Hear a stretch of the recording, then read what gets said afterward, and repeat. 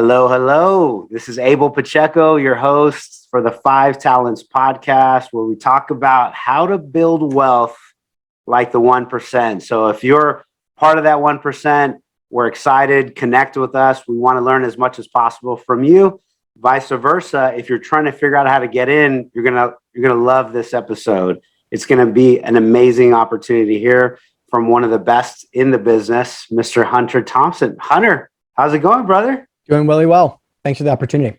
Yeah, I'm excited to have you on our second show. So this is a second recording, maybe a couple of years ago, right when COVID was starting, and now we get to have you again. And it's amazing learning from individuals like yourself, who's if you don't know Hunter Thompson, just real quick, he's helped about 400 investors place about $150 million plus worth of capital. So really, a lot of people view him as one of the experts in the industry: commercial real estate, mobile home parks, self-storage, retail office, ATMs, crypto, all these different avenues of investing to try to figure out how to create and grow that wealth. And he's one of those pros in the business that we can learn a lot from. So Hunter, let me turn it over to you for a second, man. In your own words, why don't you give us a good introduction? I know you've been called the Tim Ferriss of raising capital. So in your own words, man, tell us who you are, what you do. Yeah. So, the reason I kind of got that nickname from one of our mastermind clients, Logan Freeman, is because I'm super focused on productivity. And the first book I ever read in business that really hit me in my heart was The 4-Hour Workweek.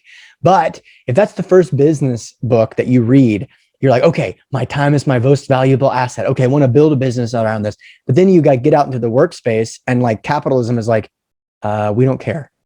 No one cares. Your time isn't valuable. Guess what, dude? No one. Yeah, I got all the time in the world, and yet no useful skills. So it's really easy to keep your schedule empty if you don't have any useful skills. So that was me 12 years ago or so.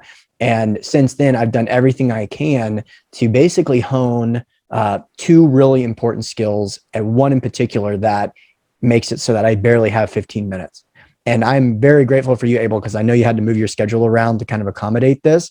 And to find 15 minutes for me is very difficult because I can do the one thing that every business needs to scale, which is bring money to the table. And it is the main difference between those who can barely pay their bills and those who never have to worry about money again, is who can snap their fingers and come up with millions of dollars prior to escrow closing. That's one piece of the skill that I've kind of focused on. The other is capital allocation, wealth preservation, and passive investing.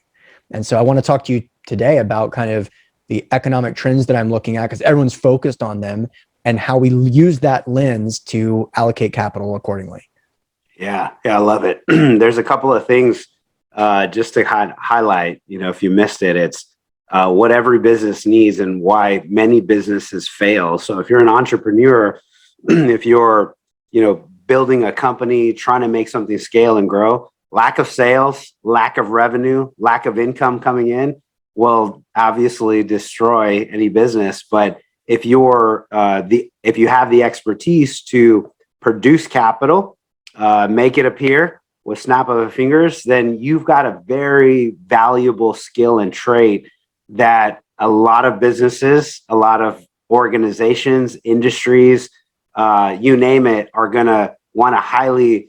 You have a highly desirable characteristic and skill and trait for you. So just understand that. And then for the business owners on that side, I love the word capital allocator. So there's let's pause here for a second, because that part in investing world, some of the greatest CEOs, some of the greatest entrepreneurs of our time have just been great at allocating capital. Can you elaborate a little bit on that? What that means, being a good capital allocator? Sure. So, I was introduced to the world of passive investing pretty early on, in the sense that it was prior to the Jobs Act, in the wake of the Great Recession. 2010, 2011, I was making investments in securities and syndications for the first time, before you can even talk about these deals on the internet. And then 2012 happened, which is when the Jobs Act was brought into law.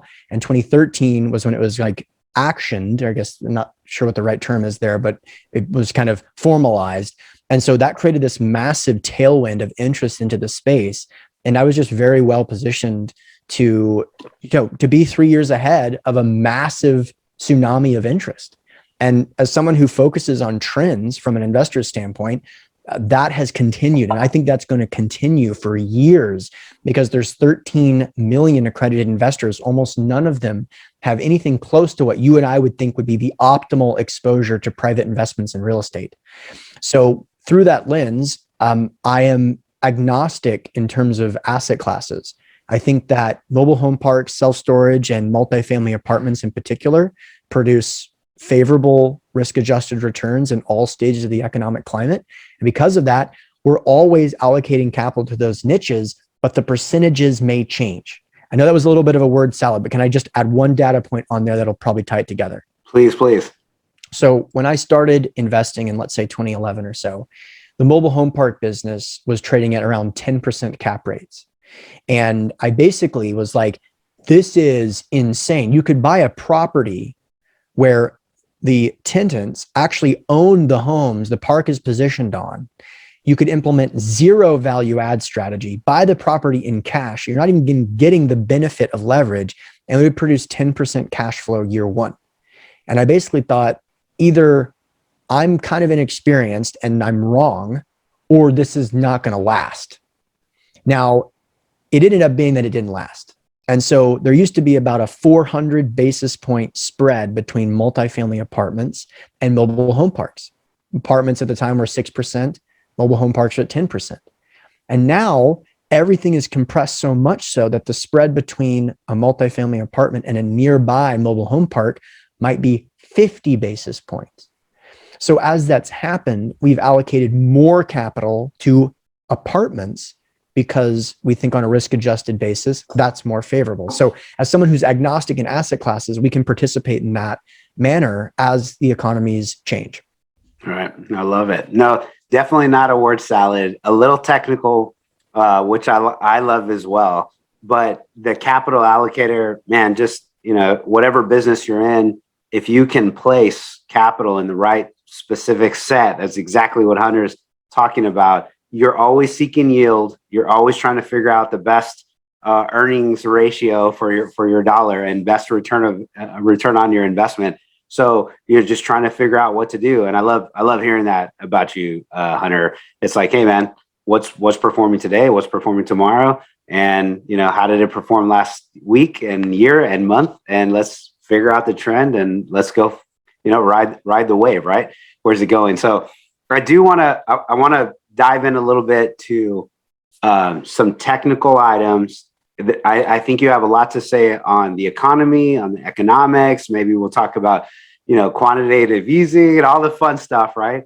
Before we go into a technical piece, I do want to ask about the mindset of a lot of these investors, people that you work with today, because 400 investors, $150 million plus of real estate, you see a lot of trends even in that. So, what are some of the things that your investors are doing to have success versus some of the other people that are not? And talk a little bit about their mindsets. This is going to be a great one.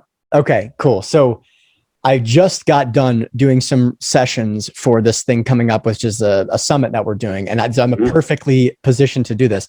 Before I go into any of this, I just want to say, my role on this planet to a large degree is to first hear information, especially high level information, and then repurpose it and communicate it in a way that I think makes it more easily understandable to my audience. So I'm not the source of a lot of these ideas or data points or anything like that. I've been very fortunate to be positioned in such a way where I can talk to a lot of those sources. So sometimes people are like, hey, what research do you do? It's all in preparation for the interviews I conduct. I'm not the person going out saying, I figured out this new economic trend. I'm never that person. But I just conducted an interview with Dr. Peter Lindemann. I recently talked to someone that consulted with the IMF, the person that's credited with inventing commercial mortgage-backed securities. I'm not claiming to be that guy, but what I am kind of good at, I got a skill at, is being able to clarify and kind of recommunicate their ideas through my lens. Is that fair? So now I can go off and just go on a tangent. Okay. Yeah, for sure. I appreciate it. I think that's, we're all trying to do is learn, and a lot of us are not the sources of, but man, if we can help others get it, understand it, clarify, just make it simple enough for us to say, yep, that sounds good. Let's take some action. I love it. Exactly. Man. So people say, hey man, you can explain it like to a 7-year-old. It's like, well, I think like a 7-year-old. So it's kind of a natural thing. So in terms of answering your question, I think that one thing in the really high net worth circles that I've been able to like talk to and such, the big thing is a lot of people listening to this show right now have a goal of having a family office. And what I want to make clear is that you do have one and act accordingly. You are running the family office right now. And let's talk about what a family office is, and we can break it down in terms of when it starts to make sense to build something more formal out. In 2017, I believe, I made a mistake in terms of capital allocation where I didn't invest money towards the end of the year after experiencing a significant gain to offset that gain with depreciation. And it cost me around $50,000 if I had been paying a little bit more close attention. I could have been able to time the sale better. I could have been able to allocate the capital prior to the end of the year, and it probably would have saved me $50,000, which is disgusting, right? So that begins to be the conversation of how family offices are created. What I mean by that is, if I had simply paid someone $50,000 that year to make sure I don't make that mistake, they would have been able to make up for their salary. And so the larger the game you're playing, the more you can invest in your quote family office to offset those potential mistakes. And this is true at the highest of levels. Let me just give you so that's like the smaller level, which is me. The other level is like this. If you are managing $1 billion and you just have 100 million that goes uninvested for a month, what can you hire to ensure that doesn't happen again?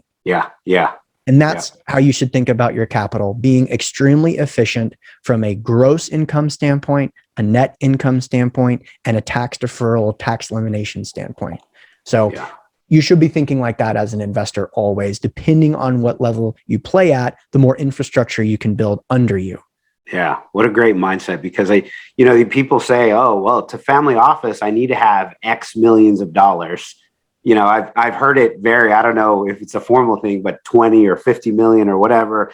High net worth individual, NWI, ultra high net worth individual, HNWI. And then, this is at this tier where family offices, because you have a structure around it. But in truth, like what you said, if you make a $50,000 mistake, that could have been a headcount of an analyst, tax strategist, somebody to help you on the depreciation side to look at your own schedule and say, hey, this is how to avoid it. And I just saved you my salary. Now let's talk about next year and figure out how to even grow. I love it. Yeah, exactly correct. Exactly what it is. That's a great mindset, man. I love that. And in that, somebody to watch your six, right? If it's just a little simpleton like myself, I'm actually beneficiary of hiring internally good operations officer, chief of staff that's helping us make sure that we watch all of the data points that I can't literally watch. And man, it's already paying dividends and haven't even really started them full time. So I'm excited about that. I got to sneak in one thing since we talked about mindset. I was at a meeting recently, and I honestly don't recall where, but their goal, they were a family office, and they were like, oh, that's not the goal. So the concept of a family office is that you have an infrastructure that's so large to kind of focus on your finances. And they have a family office, and they're like, oh, that shouldn't be your goal. The goal should be able to have a foundation. So let me break down what that is. That's your philanthropic portfolio is so large that the same principle applies to that, in the sense of the moves that you're making are so big that you need a team on which can deliberate how to make them, because the efficiencies of your philanthropy are so important at that level. That literally, dude, you can't see this if you're audio only, but the hair on my arm stands up, because doesn't that expand your horizons? That's big. Yeah. For those that aren't, experiencing this side, it's a new mindset for me. Just even this 2021 for us was the first time we were able to write checks to some nonprofits that had commas in them.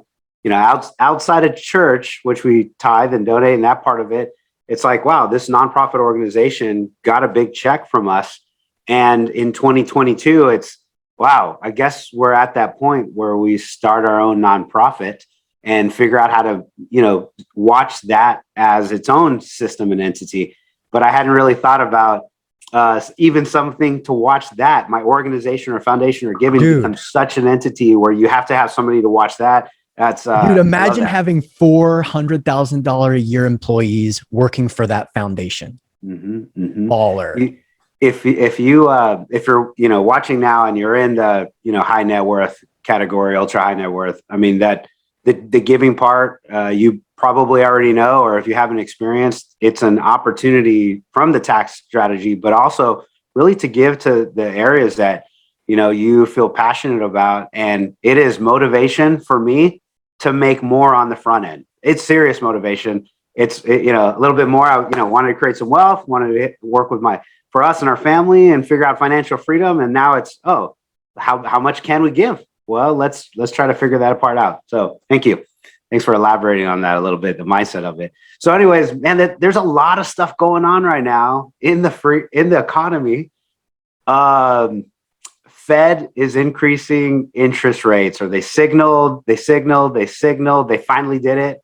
25 basis points. So that's 25 basis points. You have the approaching of the inverted yield. You have inflationary time. You have all of these different, systems, if you would, like in just we're watching the weather. All the systems are coming together over one geographic spot, and it's turbulent times in some areas, man. I don't even know what to think of it all, and I'm trying to listen to as many resources as possible.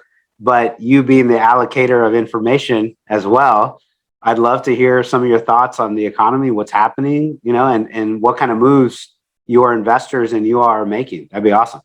So let's talk about the yield curve really quickly, because that's one of the reasons I wanted to come on the show, and why so many people are chattering about the economics. So typically speaking, yield curves, if you imagine X and Y axis, yield curves slope up and to the right, meaning that the further you go out on the X axis, which I believe is correct, the further you go out, the higher the return would be. And that makes sense because you're incurring time risk. If you're a bond investor, that you're going to be paid off, the longer you can get paid off, the higher the return will be, because the longer the time is.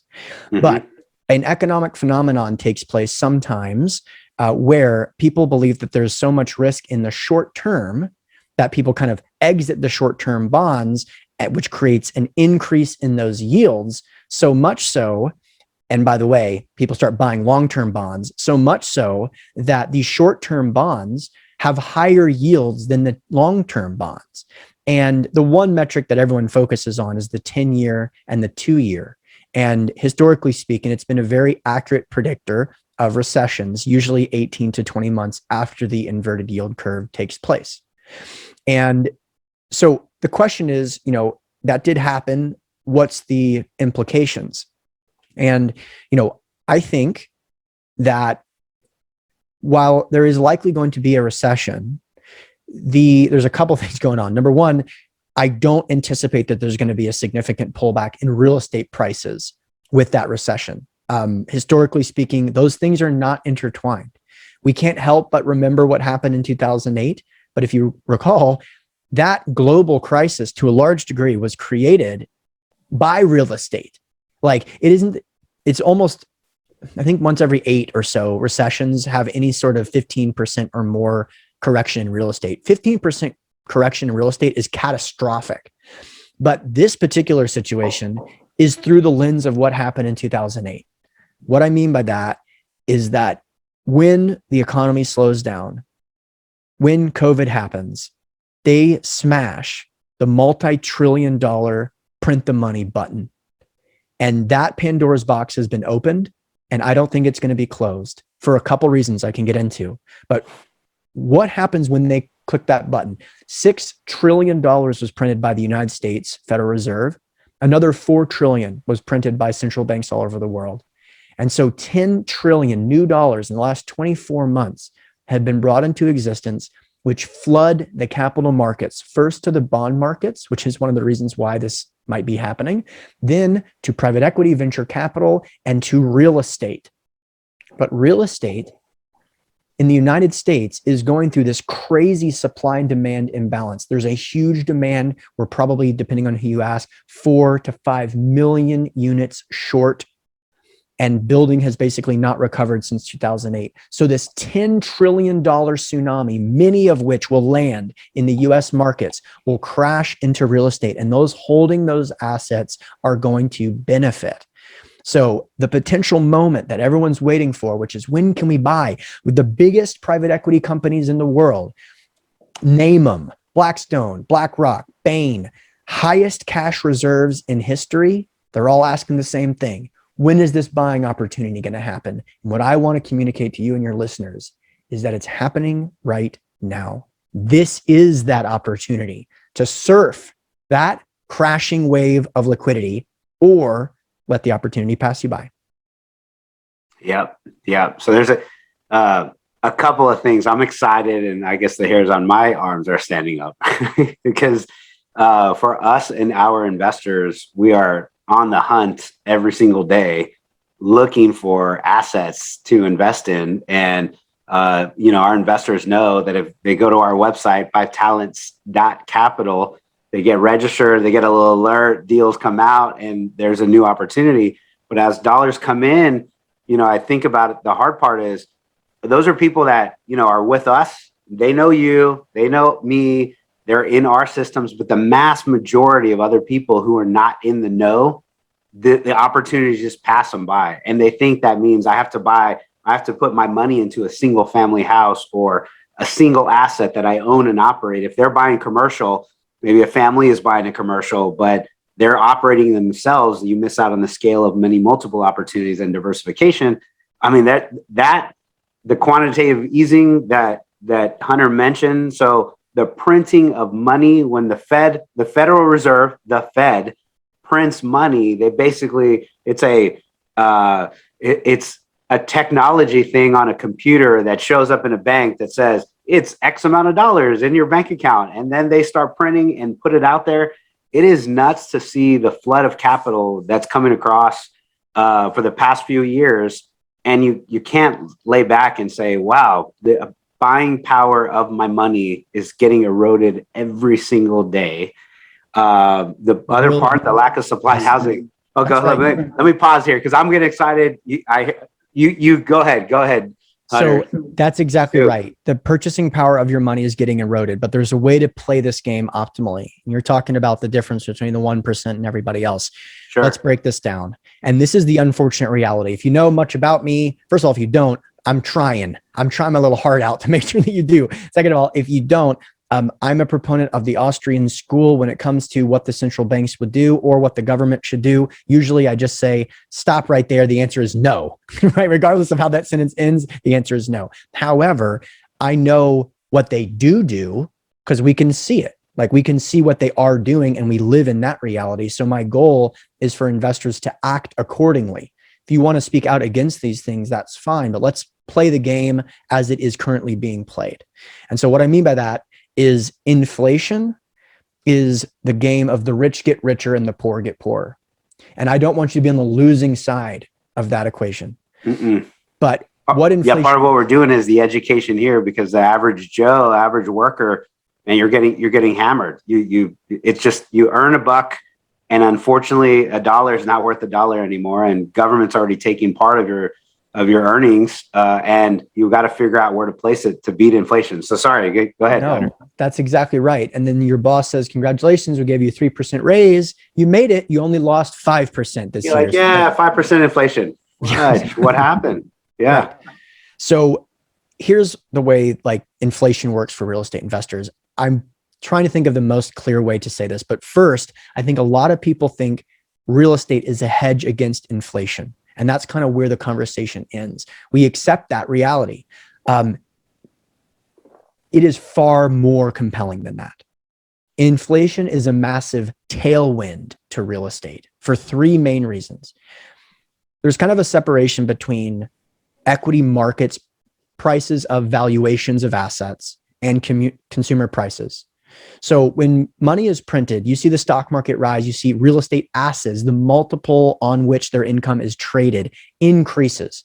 So if nothing else changes, the values increase. But real estate is traded on a multiple of net income. So when inflation happens, rental rates, let's say, to be conservative, simply track with inflation. Like after you implemented the business plan, I know over at 5 Talents, you guys want to raise rents like by 15% because you're buying from an owner that doesn't know what you're doing. But once you've done that, you should be conservative and say rents are going to track at the rate of inflation. And so expenses should also track at the rate of inflation. But it's not a wash. It's not, oh, everything tracked at 5%, 5% gross, 5% expenses, and it's a wash to the bottom line. It is not, because the assets that you and I buy are weighted towards net income, not expenses. If it was 50-50, it would be a wash, but it's not 50-50, meaning the operating expense ratio of these assets is usually somewhere in the range of 45%, 42%. In self-storage, you might see a 32%. And so what that means is that the gross might be increasing by 5%. The expenses are increasing by 5%, but the net is actually increasing. The net is increasing because those things are not on a one-to-one basis. I know it's kind of difficult to look at without a calculator, but are you following kind of what I'm saying there? Yeah. And I think for most of our listeners, when we look at the valuation of a company, you're looking for the net operating or the net income at the bottom line, not the top, but the bottom line. And you're tracking year 1 versus year 2 versus year 3 versus year 4. And obviously we all want a higher net income at the projected 2-year, 3-year, 4-year. And as your expense ratio is lower on that side, you're creating more income as the rents increase. So that's what we all want. We all want more net operating income, and that improves our valuation on multifamily or basically any asset class that we're all working to acquire, to place capital in. So yeah, we're tracking. That's exactly right. So that's two ways. The equity multiplier, or the value of the asset, increases by the nature of inflation. You also have the nature of kind of the net operating income increasing because the top line is increasing more disproportionately favorably than the bottom line, the expenses. But then you also have this other piece, which is why all of this is happening, which is the debt piece. If I buy a $15 million piece of property and I put down $5 million and I borrow $10 million, the purchase price or the purchase power of that $10 million today will be eroded by inflation. Meaning that if inflation continues at 8% per year, that $10 million of purchase power is going to be cut in half by year 10, meaning that the net, like the today's value of the dollar in year 10, I only have to pay them back half of the purchase power that it is today. So they're literally lending you money at net negative, adjusted for inflation rates, to buy an asset which will increase in value in terms of the equity multiplier and in terms of the net income. It is that moment that I was talking about. Yeah. If you're a $2 to $5 million net worth individual and you think, hey, I've made it, I would say kudos to you. Congratulations. You have more net worth than a lot of folks, population percentage wise. However, if your goal was 2 to 5 million originally and you said, this is it, I'm done, I don't need any more, I would say, to Hunter's point, no, the new mark is, how do I get to 10 million? How do I get to 20 million? Because your buying power is going to be very, if you want the same type of living, quality of life today versus 10 years from now, you need to start thinking about that. And one of the things that I hear a lot of is the strategy of taxes, essentially making sure that all my dollars stay mine and not the government's, and playing that game. So, Hunter, I'm conscious of time. I know we only have a couple minutes left. There was this lack of supply housing bullet point. There's the tax benefits strategy, and I still want to make sure we tell our audience how to reach you. So, man, I'm going to let you choose because these are valuable minutes. What do you think our audience that's trying to build wealth, would be benefit most? So I just mentioned the summit that I'm doing, which is the 100K to invest summit. Yep. And if you go to 100K, like the number 100K to invest.com, you can see a list of speakers that cover just a variety of different niches. Each subject, each panel is, or I guess each summit session is a different niche or a different strategy to protect, grow, and multiply your wealth in 2022. And one of the things, and by the way, it's 100K to invest. It's free registration, but you should definitely upgrade so you can get lifetime access to everything. One of the strategies is the tax-deferred sales trust. And a good friend of mine, Brett Swartz, is going to talk about one of the most underutilized, flexible tax deferral strategies that very few people are implementing. And in short, if you have $1 million capital gain, which I know is a tall order, but in the event that you do, this could be one of the most powerful tools ever. It has been through many, many audits at the highest of levels, top 4 accounting firms, et cetera. And there's a way to defer $1 million capital gain, put it into a trust, and then basically there's some nuance there, which we'll get into during the summit. But even if you aren't ready to implement something like this, you having that tool in your tool belt for yourself or someone in your network later down the road is really important. And honestly, that's one of 22 sessions. So we talk about Bitcoin mining, ATM machines, mobile home parks, self-storage, RVs, crypto, Dow funds. I mean, all of it. Because that's my position as a passive investor. I'm interested in learning what experts are doing, and I'm asset class agnostic. So I want to defer to their expertise in their particular niches. And to your question about kind of supply and demand imbalance, there's a crazy supply and demand imbalance, not just with housing, but in terms of investments. That's why all these major firms are at all-time highs in terms of cash reserves, because there's a huge demand for investment opportunities and a very small amount of them. So we want to open it up, 100K to invest.com. Yep. I love it. Well, Hunter, very appreciative of the time, effort, and energy that you've taken to kind of give some education to our investors. And I know we had a hard stop here, but is there anything else you think we didn't quite talk about? Anything that you wanted to, hit on before you left? And if not, time to close out a show, man. This has been a great effort, though. I'm excited. I'll do it really quickly. So the reason I look at economic data is because I understand that economic can slap you if you're not paying attention. So this is not some perma bull outlook that I have. I'm not bullish if you hold cash, right? So like the argument can be made that this is always the case. You should always be invested. And of all the people that I've interviewed, those who have been able to intelligently participate in all stages of the cycle are those who win. That this does not mean that you should go out and invest with anyone.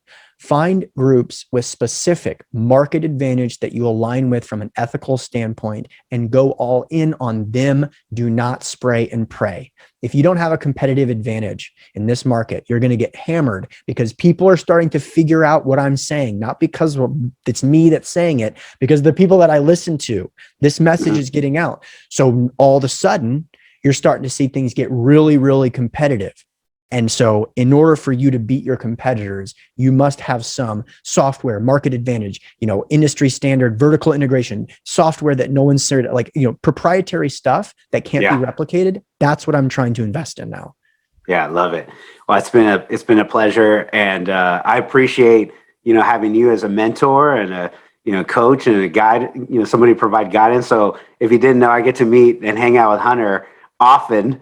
Part of his mastermind. And so just soaking in the information, an allocator of information, allocator of capital, which I am trying to be the same, which is allocate our investors' capital to the investments that produce the best amount of yield with the best amount of tax benefits. So if anybody's, listening now that wants to be in San Antonio, Texas, where officially the Pachecos are sons of the Republic of Texas. We had a defender, Luciano Pacheco, that was there at the Alamo and kind of traced it all back and stamped it. No way. So if you all want to invest in San Antonio multifamily as one of the areas, man, love to connect with you. Our website is www.5talents.capital.